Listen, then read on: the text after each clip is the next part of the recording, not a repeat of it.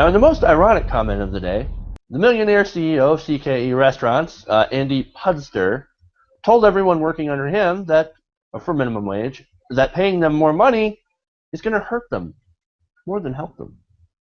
How? Well, he used the usual debunked talking points, that it will create significantly higher prices, increase automation, and lead to more youth unemployment.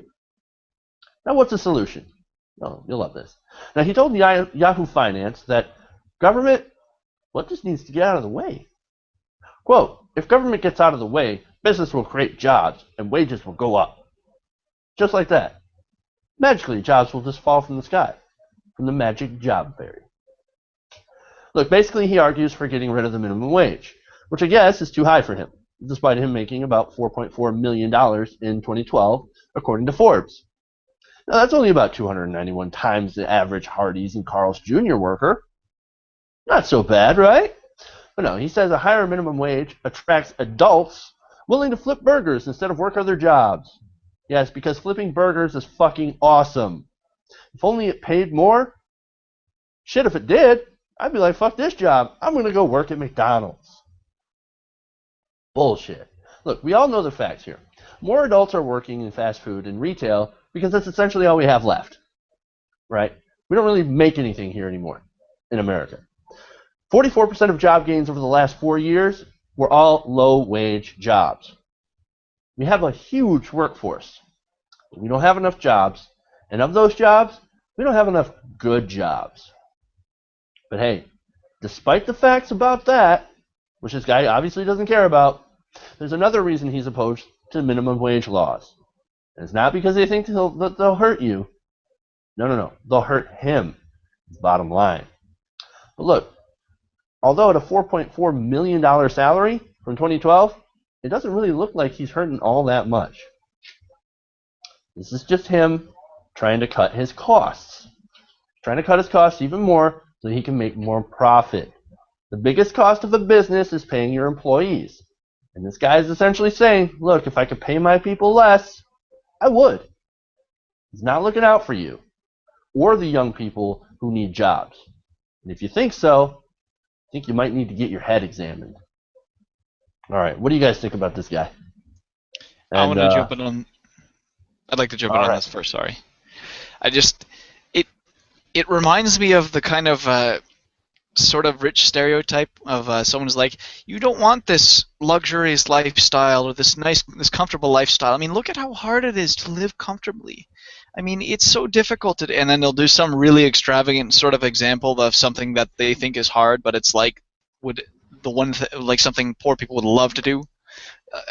I'm sure there's various cartoons about it. You could look it up, or satirical skits about it. It's a classic sort of skit or a comedic strategy. But yeah, it's almost like it's comedic. It almost is, except he's serious. That's what's amazing. He's dead serious in saying that you can't have living money. It would hurt you. It would hurt you. It would enter your life and it would leave an empty hole when it left. It's like I can't believe him. Money of course is for me, but not for thee. Yeah. Right? That's pretty much how it is. Unfortunately, yeah. Meanwhile, the companies that are paying their workers more are doing better, and the workers who are getting paid more are buying more, which is driving the economy. Somehow seems to be lost on these wealthier types, apparently. Certain wealthier types, not all. And I'll leave it at that. Right. Well, you forget that, trickle-down tends to work more for them. And that's what they focus on. Well, it works for me. Who cares about everybody else? But here's the thing. I'm getting paid. Sorry, here's the thing.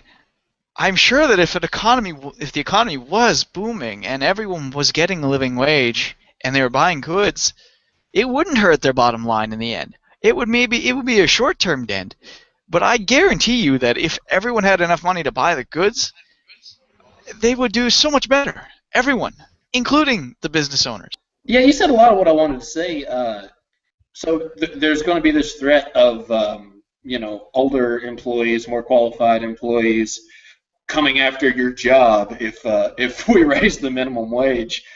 Jeff pointed it out. That's because we no longer have a production-based economy. We have a service-based economy with a lot of IT thrown in.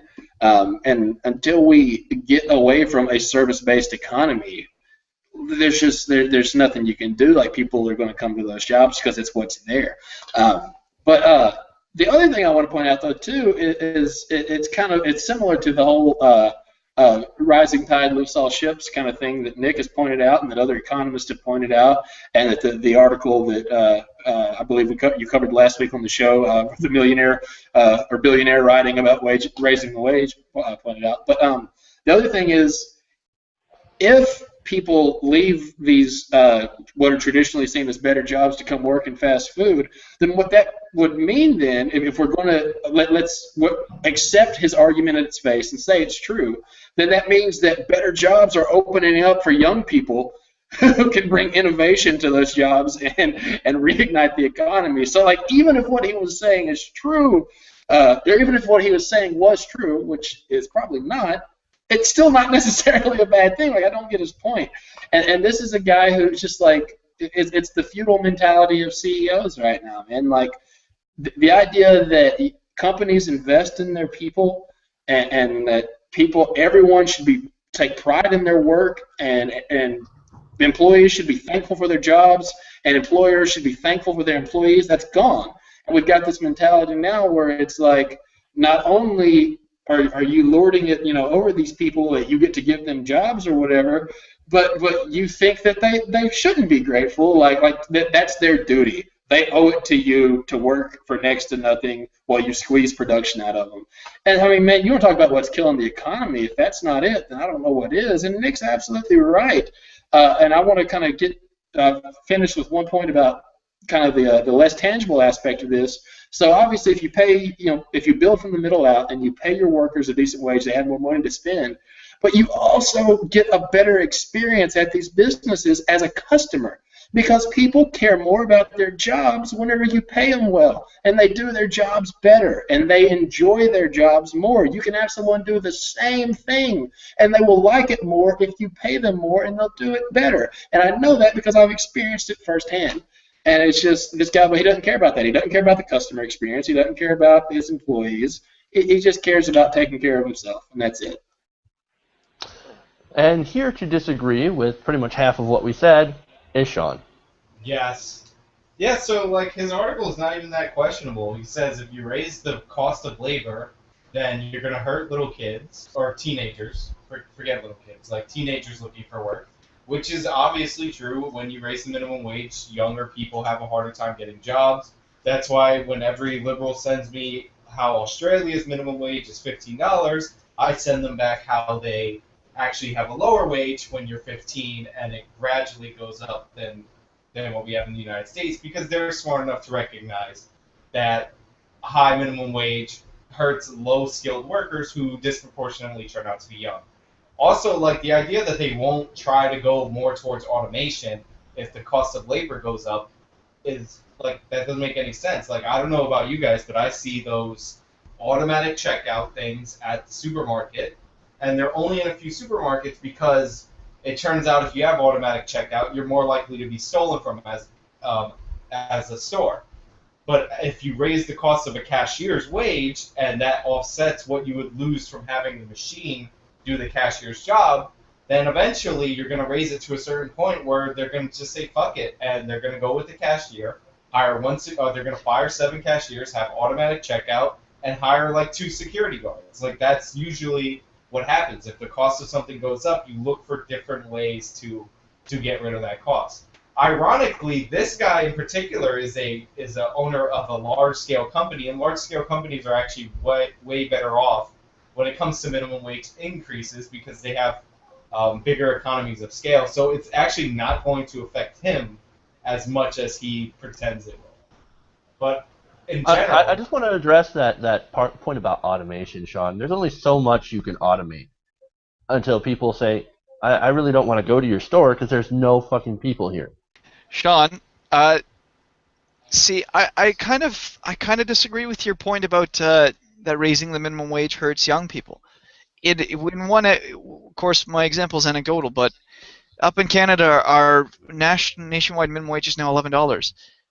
Our teenagers don't really have any trouble finding work, and it's been raising steadily by like a quarter of a dollar every couple of years.